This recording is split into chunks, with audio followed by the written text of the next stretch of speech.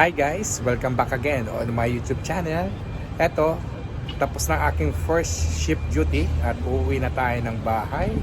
At kumusta na po kayo dyan guys? Ano na po mga balita natin dyan? Kaya tara, samahan po ninyo akong umuwi ng bahay. Parang parang hindi alam kung paano umuwi ng bahay, no? Nagpapasama pa, no? Tara! Eto, katatapos lang yung holiday dito. At back to normal na ulit ang mga buhay-buhay namin, ang mga oras, dahil tapos na yung Ramadan nila at yung Eid nila, at syempre nagpapasalamat pa rin ako kahit paano. Nagbalik na yung normal timing namin. Ngayon ang problema ko ay tanghali dito, hindi ko alam kung anong kakainin ko at wala man akong niluto kahapon dahil nagpahinga lang ako, no? Kaya isa na lang yung solution ko dito para makakain. Siyempre, limited lang yung oras ko. Babalik agad ako sa trabaho ko, no? So, ang pahinga ko lang is 2 oras lang. Paano pa ako makakapagluto nun? Kaya bibili na lang ako yung pinakamadaling kainin. At mamayang gabi ay babawi na lang ako sa pagluluto. Dito sa may malapit dito sa restaurant sa amin. Bibili na lang ako ng pagkain na madaling kainin. Kaya samahan po ninyo akong bumili. Dito lang. Dito ako bibili yung makakain ko na the best solution para makakain kagad at makapagpahinga. Tara. So ito yung pinaka-solution ko para makakain kagad ako at hindi na ako pwede magluto. Siyempre 2 oras na lang, paano pa ako magluluto, kaya babawi na lang ako mamayang gabi na magluluto ako. Ito yung best solution para makakain kagad ako.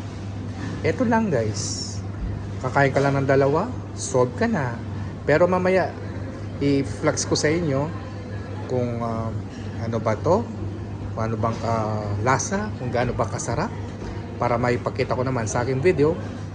Okay, ayan, nakabili na ako ng makakain ko. Bumili ako ng siopaw at ininit na nila, para pagdating sa bahay ay madali ko lang itong kainin. Mas maganda pa nga. Ngayon ay pupunta muna ako sa padalahan dito. Tatanong ako kung magkano ang rate kasi plano ko ako magpadala.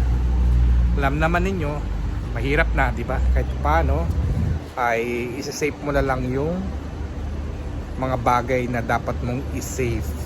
Eto, katatapos ko lang nagpadala. Sayang guys, ang taas pa din na palitan. 1642 sa bangko.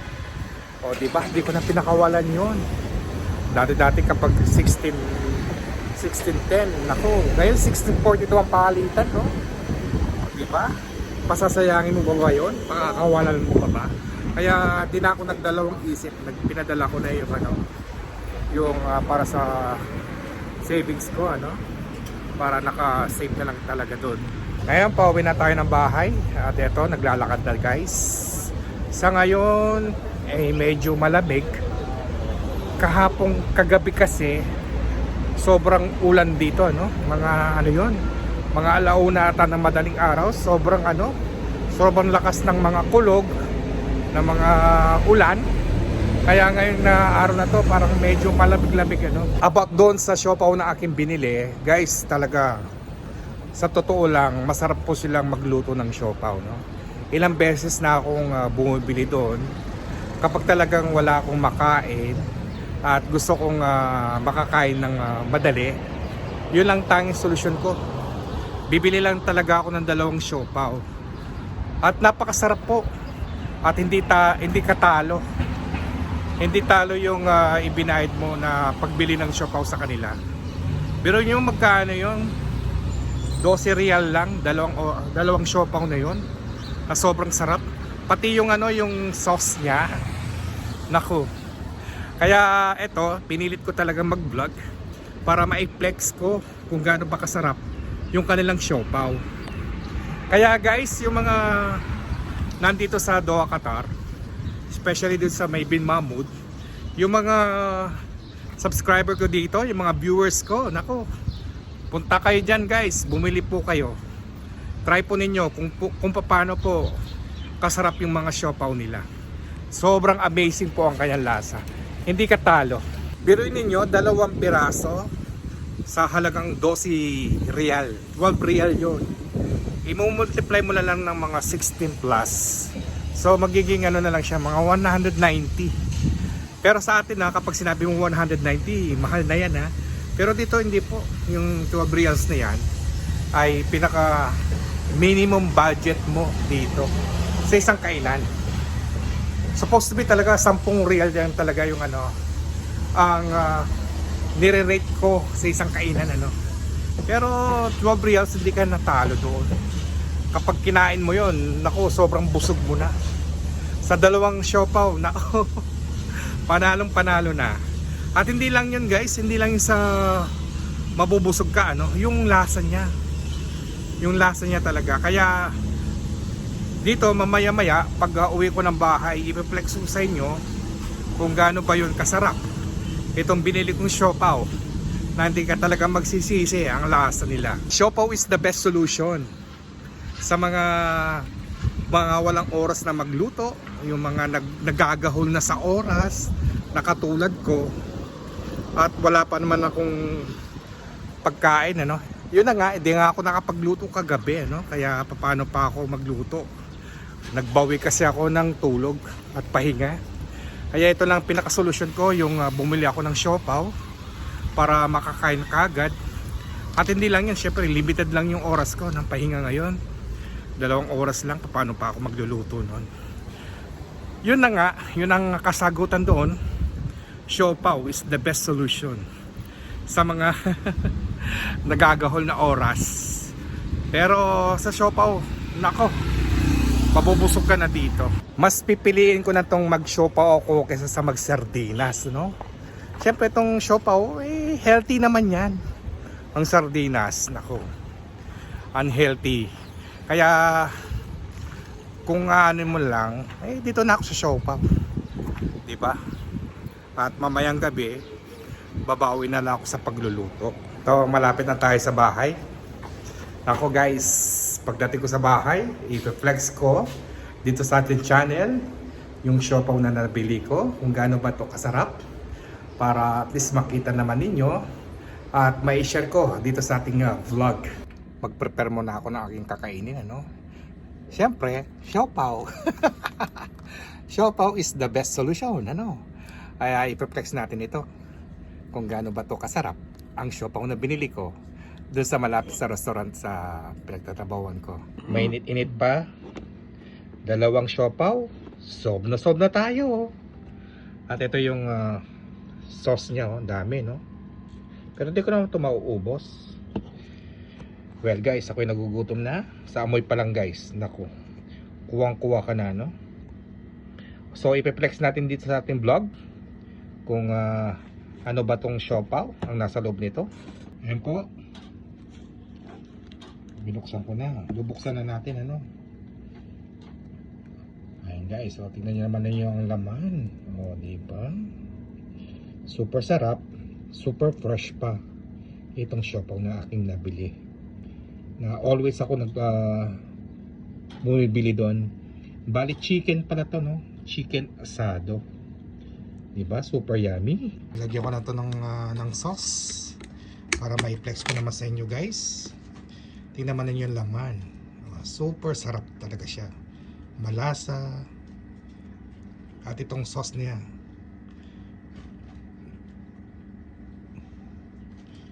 Yan. Wow, sarap. Di pa kayo natatakam? Ito na po ang pinaka pananghalian ko for today. Siopaw. The best solution sa mga walang mailuluto o at gahol sa oras. Wow, guys, super sarap. Wow, halip po kayo. Kain po tayo.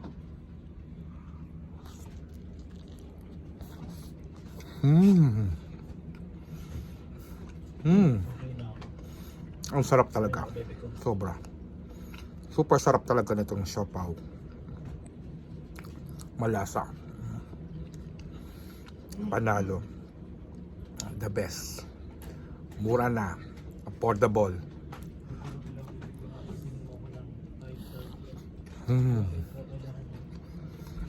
Super yummy po talaga siya. Pati pala to guys, yung tinapay niya, very smooth kung tuwain yung kagatin ano. Hindi lang yun, malasa yung tinapay, plus fresh na fresh. Talaga, super amazing ang lasa. Kapag ito yung kinagat, nako, parang nasa alapap po kayo pag natikman nyo to. Guys, ito yung pangalawa. No? Gusto ko kasi na habang pinapanood ninyo ako, ay gugutumin ko kayo, no? Pakakalam ko yung mga sigmura ninyo. Ayan. Oh, di ba? Malaman siya, guys. At lagyan natin to ng sauce, no? Lagyan natin ng sauce. Ayan. Wow. The best. So, guys, ito, sarap niya. Ayan. Pwede, guys.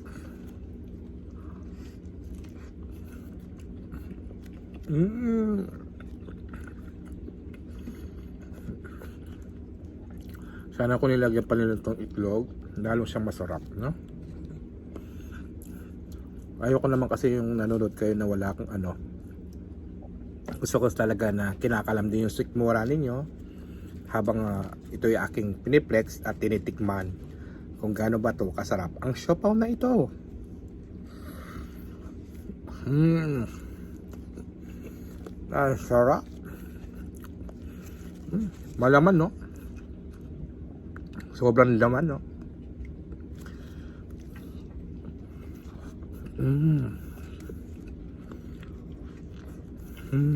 Oh.